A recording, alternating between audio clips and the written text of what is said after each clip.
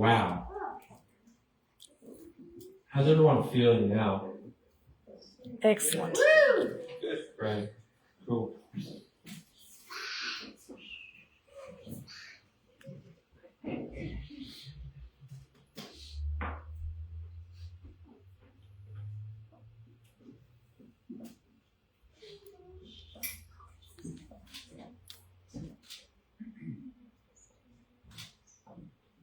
So I'm going to run while I keep looking upwards. It's source energy coming through. It's tuning in.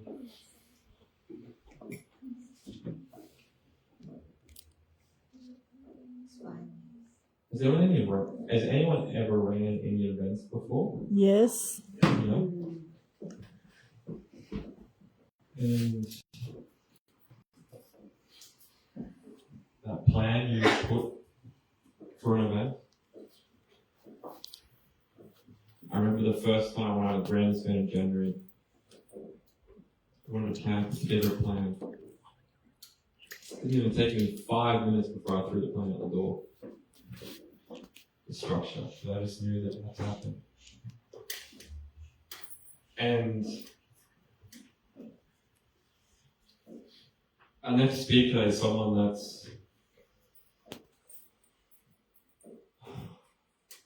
really grateful for.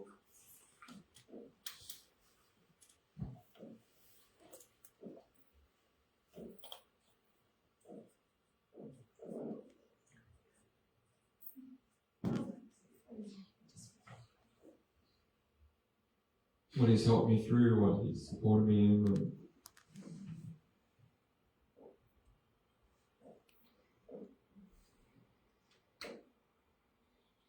And for what he embedded in me, to run an event for 12 months. I was like, alright.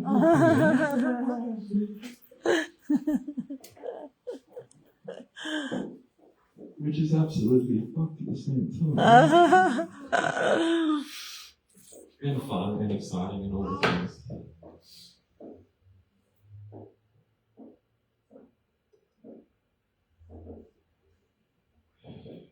I'll do a quick little story on how I first connected with this man. Is that okay? Mm-hmm. It was a friend of a friend. It was a mentor's friend. A mentor who turned into a friend. And I still remember it was like it was yesterday. I was in a sales training, a transformational sales training. You know, the one where they teach you how to sell and not sell and transform other people's lives. Has anyone been in this transformational sales training room before? Yes. If you haven't, I recommend going to one. It's transformation. And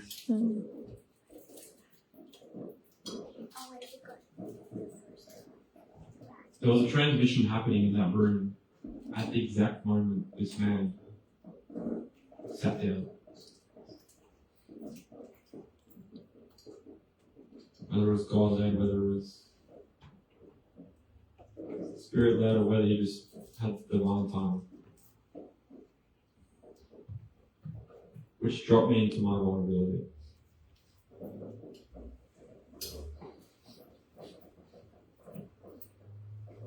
I remember looking up and seeing this man directly at the back of the room, looking at me.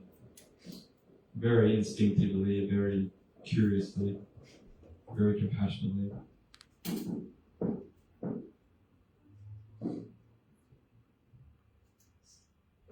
And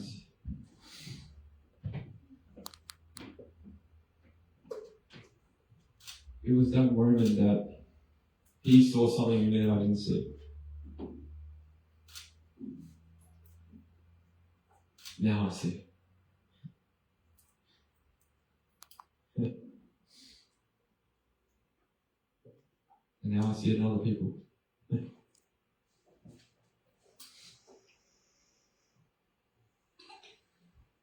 That was 3 years ago.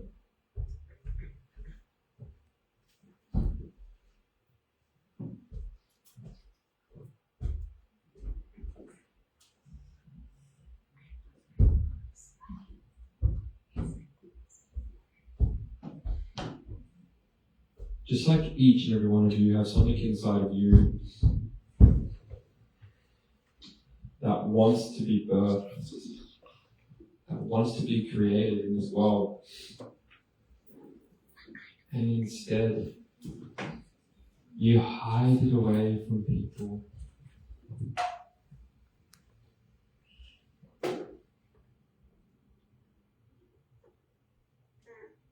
Because it's too much.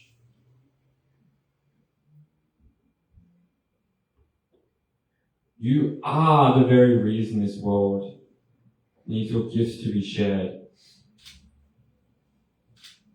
Because when we come together as a collective, when we do it together,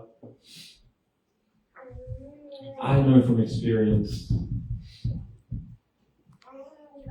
what happens with the waves that leaves people with.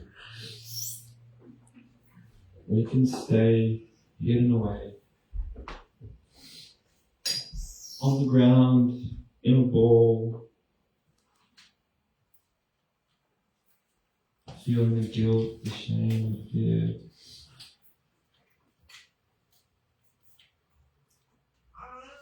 And then wonder why your life, your business, relationships, yourself, your health couldn't be any better.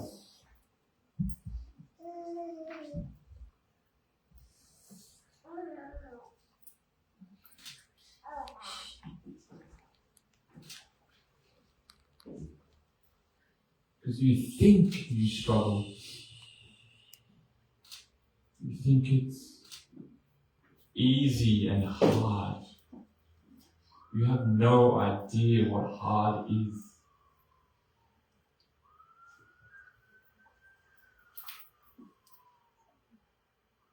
Until you live in a body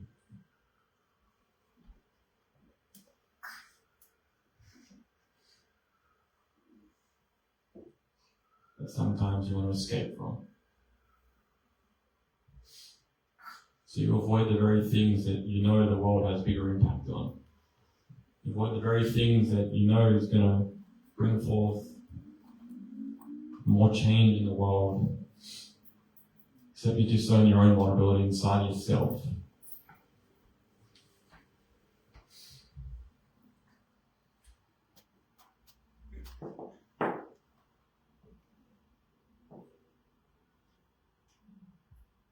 Just like this next speaker is going to bring the flow.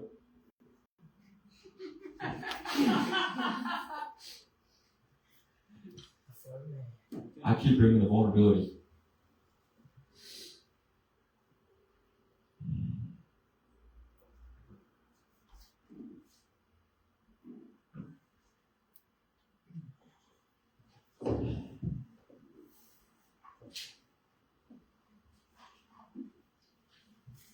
Say save the best for last. Or is that just a false statement?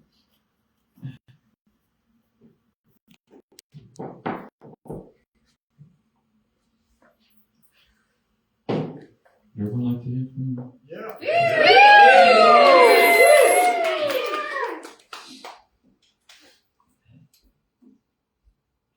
Please give it up for Cody McAuliffe.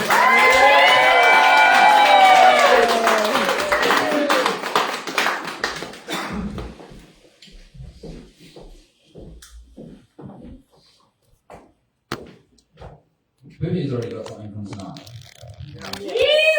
Amazing, Brent. See you later.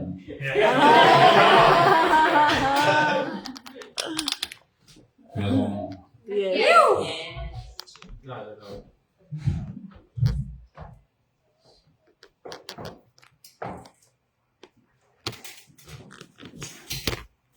Stand up. So there I was walking up the ramp. Walking up this ramp, sun shining, it's about 8:30 in the morning. It's a little bit cold because I'm out in the country. I'm walking up this ramp, walking around the corner, and it's about 8:20, and I look at the time, 8:20. Okay. I'm about to walk in this door, and and the door was meant to be open at 8:30, and I'm just like, fuck it, whatever, who cares, I'm going in. So I'm going through this door, I open it, I walk in, and I turn left into this room, and this room is probably about this big here. Now, I walk in and I sit on this chair beside the bed here. And sitting there, and just over there, my mum is playing with some flowers and telling me about who gave her the flowers and all of these different things. And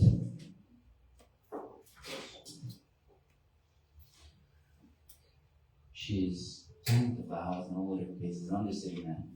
And then I get up and I walk over towards her, and then she just like turns and looks at me. And she says, Cody, am I gonna die?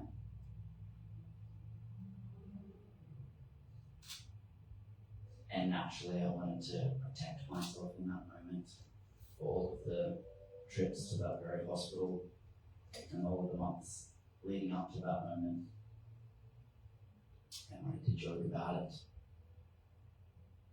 But truthfully, I had no idea how to respond to that. I was just a little boy that just always wanted to have his mum there.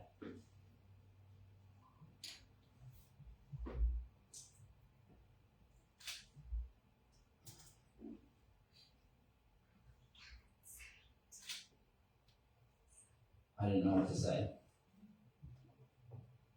But also, I knew I wasn't just going to stand there. So naturally, being the rebel that I was like, fuck these doctors, let's get the fuck out of here. So naturally, I just like grab my mom and I'm hustling her out, down the ramp, down to the car. I run across the car park, pull the car up, get into the car, and just like drive off. Like, fuck them.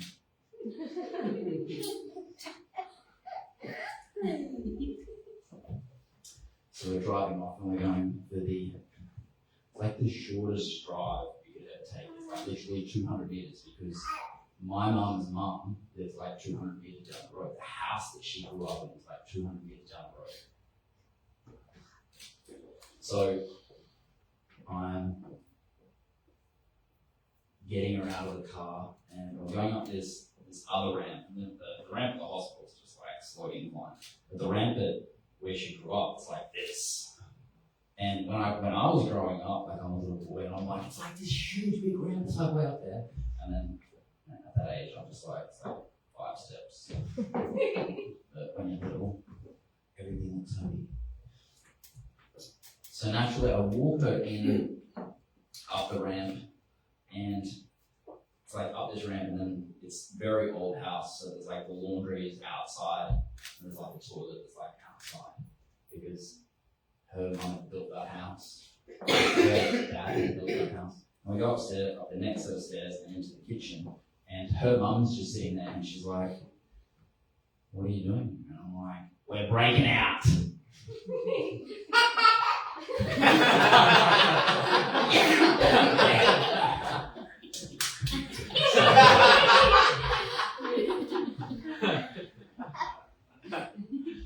We're breaking out, and her mum is just like, okay, she probably needs to go back to the hospital at some stage. I'm like, yeah, fine, don't be like that, it'll be fine.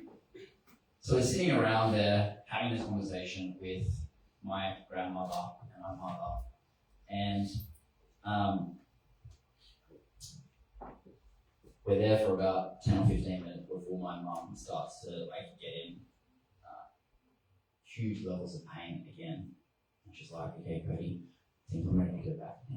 I'm like, okay, we can go back. Where am I looking for time as well? Time. No one's gonna. What is time? No one's gonna get ready. Well, I hope they're ready to be here all the time. So we start to go back to the hospital, drive back in. The nurses are naturally like, so where have you been? And I'm like, oh, we were just outside a little bit. We didn't go too far. Which is kind of true. We didn't go too far, but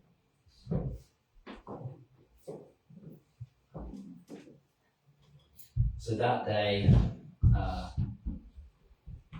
don't know what to say to her, but I leave making sure that she's experienced something that day, that she's felt something that day.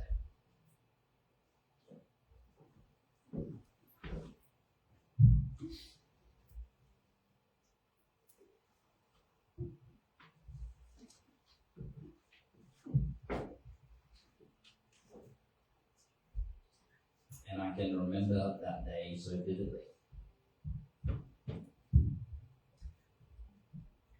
Because then the next day when I went into the hospital, she was there, lying in bed, but she wasn't waking up. It took me a long time to realize that was the last time she ever left the hospital.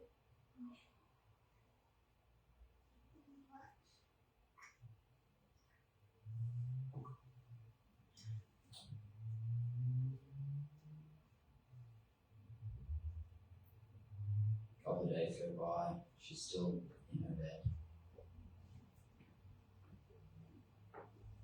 Still not waking up.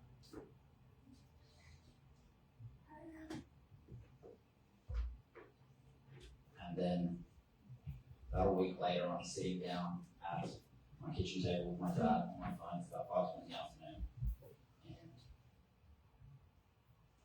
And the phone rings, landline.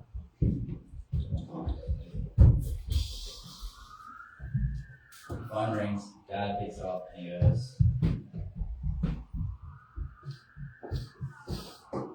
"Okay, thanks, see ya." And he looks up at me and he goes,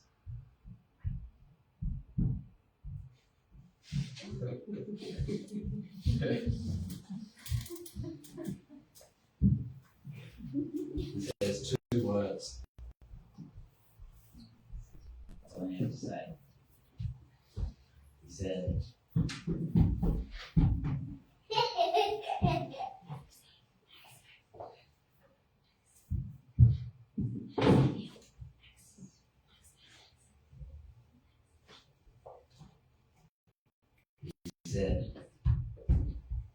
"She's gone."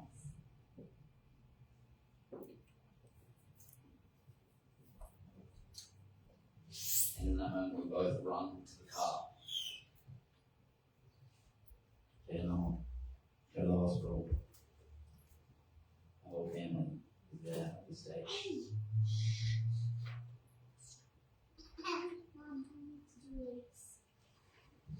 And in that experience, we're all crowding around my mother after she's taken her last breath and sharing all of our gratitude for her and what she did for us in our life.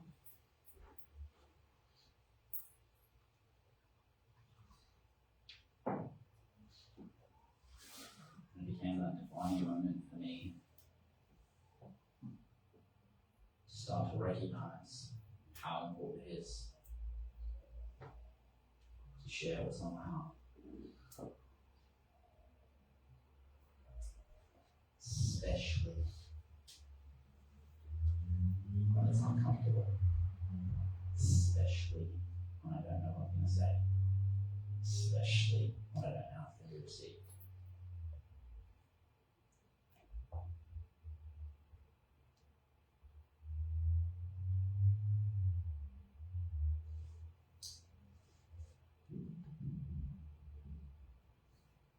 But there has been many times where I've done that imperfectly since.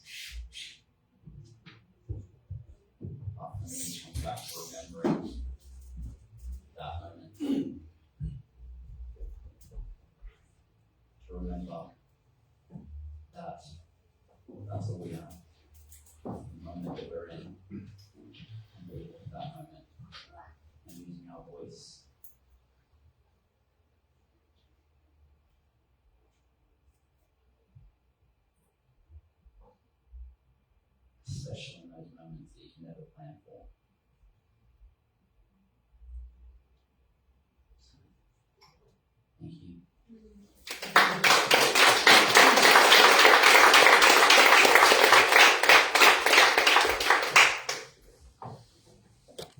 Thank you. Any questions for Cody? Yes. Cody, when you share what happened, I want to ask you when you were told that she fell, how you felt after having taken her out very recently before then, wasn't it? Was it very recently before that? Yeah.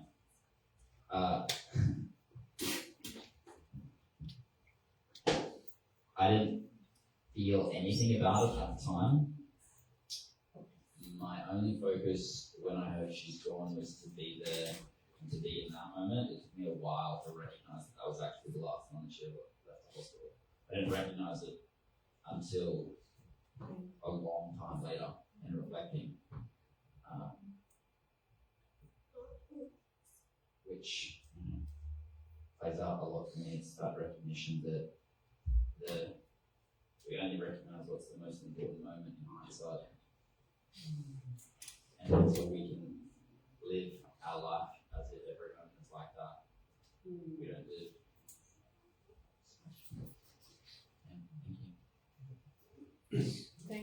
Thank you, Cody.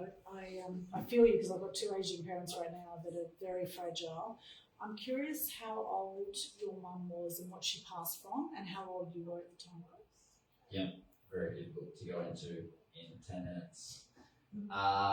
She had, so the short version is she had the most cured form of cancer, and because of her religion, she didn't get any treatment. And that meant that by the time we did finally get her to go to the doctors, that there was nothing they could do. So she died of the most cured form of cancer, but because of all of the avoidance of it for decades, there was nothing they could do at that point. And how old was she? 55.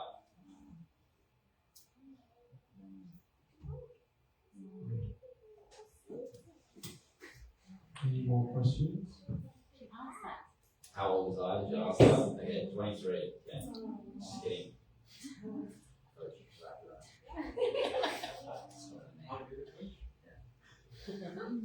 Thank you. Any other questions? Not a question, more of a comment. I mean, I think your Question. transformation. Question down Give Cody a thank you again. Thank you.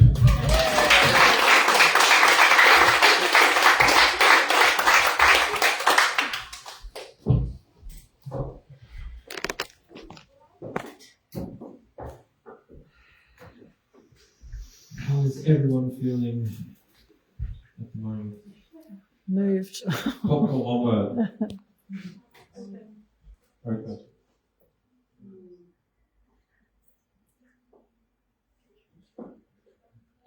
No? Empowered. No?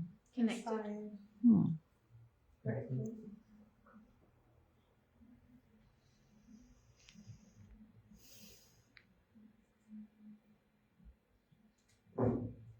You're almost finished for the evening.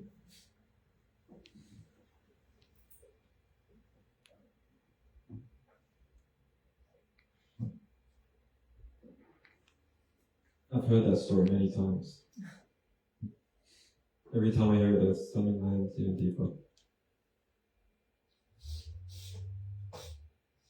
And I hope and I trust that each of the stories tonight you've heard from start to finish, there's something inside of you that's landed.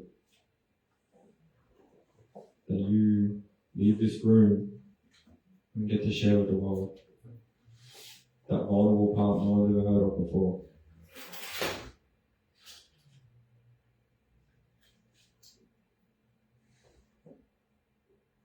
Because, I'll go back to the point I made last time, is if someone with 2 arms, 2 legs, with disability can run an event like this, can speak from my heart, and so can you. No stories, no excuses.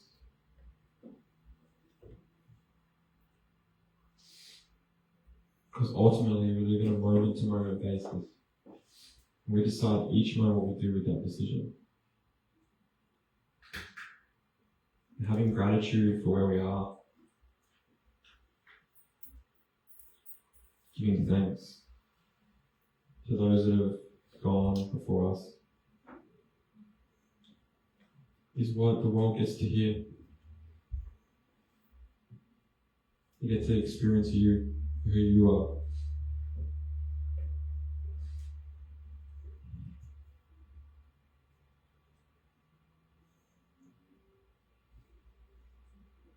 We're going to finish the evening with my beautiful friend, Odjion, to close out the evening.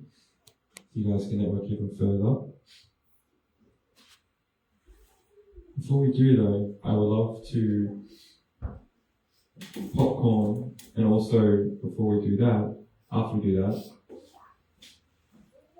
we can get, if you want to feel called to do a testimonial for this event, and get a group photo as well. How does that sound? Mm-hmm. Cool? Great? Group photo now? Photo time. Excellent. Can I get everybody All right. coming down this way? Come in. Okay, time for a group photo. I'm gonna Thanks for joining us.